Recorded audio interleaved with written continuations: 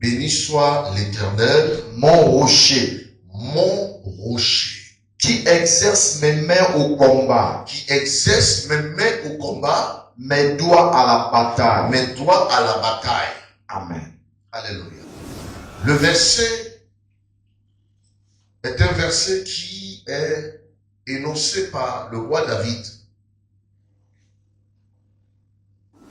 Il commence ce verset en bénissant le Seigneur. Béni soit l'Éternel, mon rocher. Alléluia. Amen. Béni soit l'Éternel, mon rocher. Non seulement il bénit le Seigneur, mais il dit que le Seigneur est son rocher. Et il poursuit son allocution en disant qui exerce mes mains au combat, mes doigts à la bataille. Mais David, dans ce verset, va parler fort. Béni soit l'Éternel.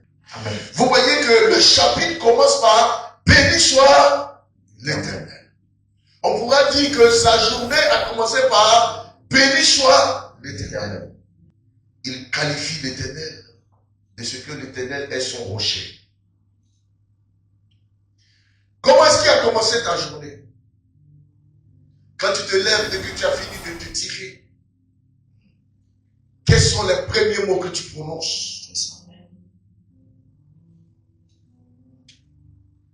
David s'est levé un matin, les premières paroles qui sortent de sa bouche, c'est béni soit l'Éternel.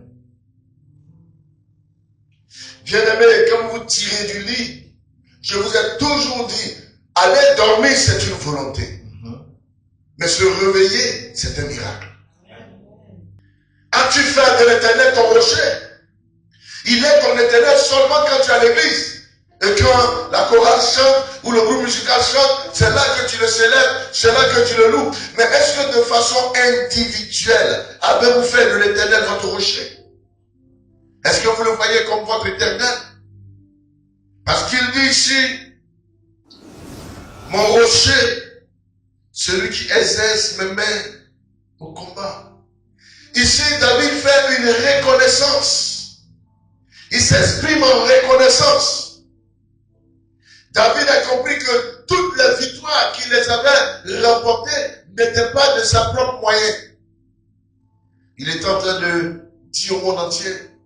Et quand David a écrit ça, il savait qu'un jour tu allais naître. Et David a voulu que toi tu comprennes aussi que toutes les victoires que tu vas remporter, c'est pas tes propres forces. David, à chaque opportunité, à chaque occasion, il trouvait cela nécessaire de glorifier Dieu et de reconnaître qui est Dieu. Le bac que je viens d'avoir, c'est pas parce que je suis intelligent. C'est Dieu qui m'a fait grâce. Le travail que j'ai décroché, c'est le Seigneur qui l'a permis parce qu'il y a plus expérimenté que moi.